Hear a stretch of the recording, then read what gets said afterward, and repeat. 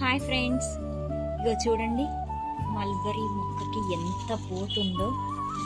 ఇదంతా పూత. ఇలా ఆకులు మొత్తం తుంచేసా, మళ్ళీ వచ్చినాయి. నేను వచ్చినట్టు తుంచేస్తూనే ఉంటాయి. నేనైతే ఆకులు ఉంచనండి, ఆకులన్నీ తుంచేస్తూ ఉంటే అప్పుడు ఈ బలవంతం కాయలకు వెళ్తుందని నేను అనుకుంటూ ఉంటాను. అందుకని ఆకులు మొత్తం దూసేస్తూ ఉంటా ఎప్పటికప్పుడు. ఈ పూత వచ్చాక ఇది 3rd టైం నేను ఆకులు తుంచడం. ఆకుల్ని ఇలా తుంచేస్తూ ఉంటా. కొన్ని ఉంచుతాను కానీ 80% ఆకుల్ని తుంచేస్తానండి.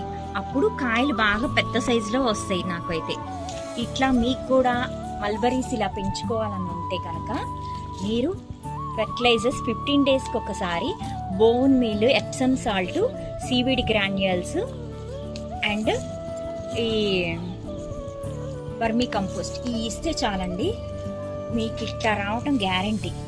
ఇదివరకు